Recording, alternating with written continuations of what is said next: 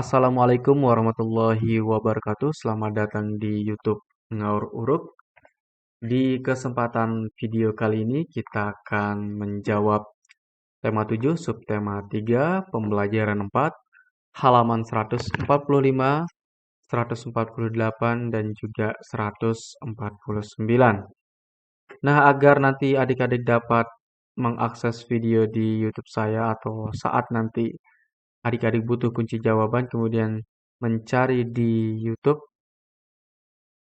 nanti biar adik-adik bisa langsung menemukan channel saya, kalian subscribe channel ini agar nanti bisa ketemu langsung channel saya ini. Oke, langsung saja kita ke pembahasan dulu di halaman 142. Perhatikan poster cara menjaga keselamatan diri di kolam renang sebagai berikut. Di sini ada poster yang perlu kita baca, upaya menjaga keselamatan diri saat beraktivitas di air. Pertama, ke yang 1, gunakan pelampung. Pelampung itu adalah yang ini ya, yang namanya pelampung. Ada yang bentuk bebek kalau anak kecil, ada yang bentuk lingkaran, dan macam-macam bentuknya. Kemudian yang kedua, lakukan pemanasan untuk mencegah cedera. Nah, ini sangat perlu untuk kalian lakukan pemanasan ringan. Kemudian yang ketiga, berlatih berenang di kolam yang dangkal. Kalian kalau baru pertama kali ke kolam renang, kalian harus ke kolam yang paling dangkal dulu agar nanti tidak terjadi kecelakaan. Yang keempat, tidak berenang sendiri dan pastikan ada yang mengawasi. Baik, kita ke pembahasan berikutnya. Di halaman 144, alat komunikasi tulisan. Sejak zaman dahulu, komunikasi secara tertulis sudah mulai dilakukan. Ada surat yang ditulis pada daun lontar. Selanjutnya, surat ditulis pada selembar kertas dan dimasukkan ke dalam amplop. Surat akan dikirim oleh petugas pos dalam waktu tertentu. Waktu penyampaian surat tergantung pada jarak tujuan dan biaya pengiriman. Biasanya sekitar 3 hari sampai 1 minggu. Pada abad 21, mulai dikenal surat elektronik atau surel. Surel dikirim melalui jaringan internet dengan alat bantu komputer. Nah, melalui surel, pesan dapat diterima di tempat tujuan sesaat setelah dikirim. Tentu saja hal tersebut sangat membantu komunikasi. Nah, sekarang kita akan menjawab di halaman 145. Temukan kalimat utama dari tiap paragraf, lalu tuliskan ringkasan teks alat komunikasi tulisan. Oke, yang namanya kalimat utama dari paragraf adalah, saya tunjukkan ya, kalimat utama itu merupakan dari kata pertama sampai dengan titik. Nah, misalkan dari paragraf 1 ini, kata pertamanya adalah sejak. Sejak zaman dahulu komunikasi secara tertulis sudah mulai dilakukan. Nah, ini kan titik pertamanya, berarti sampai sini.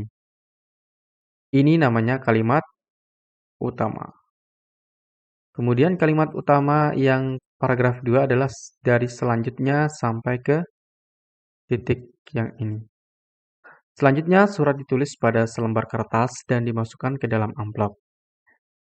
Kemudian setelah itu dilanjutkan ke paragraf 3 dari pada abad 21 sampai dengan titik yang di sini. Pada abad 21 atau 21 mulai dikenal surat elektronik atau surel. Itu yang namanya kalimat utama. Kalimat utama berada di awal paragraf. Oke, baik, kita langsung tulis mengenai kalimat utama tersebut. Paragraf 1, sejak zaman dahulu, komunikasi secara tertulis sudah mulai dilakukan. Paragraf 2, selanjutnya surat ditulis pada selembar kertas dan dimasukkan ke dalam amplop. Paragraf 3, pada abad 21, mulai dikenal surat elektronik atau surel. Karena di bacaan tadi ada 3 paragraf, berarti yang kita tulis adalah 3 paragraf. Berikutnya kita akan meringkas dari teks yang ada di alat komunikasi tulisan. Ada paragraf 4 ternyata juga ya. Kini surel bukan lagi satu-satunya alat komunikasi yang cepat. Ringkasan teks alat komunikasi tulisan. Sejak zaman dahulu, komunikasi secara tertulis sudah mulai dilakukan. Ada surat yang ditulis pada daun lontar, selanjutnya surat ditulis pada selembar kertas dan dimasukkan ke dalam amplop. Pada abad 21, mulai dikenal surat elektronik atau surel.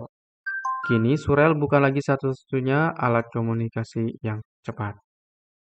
Baik, kita lanjut ke halaman 148. Di halaman 148, buatlah kelompok yang terdiri atas 5 orang, tuliskan kemampuan khusus yang dimiliki oleh teman-temanmu. Nah, di dalam kelompok itu kamu beranggotakan sebanyak 5 orang.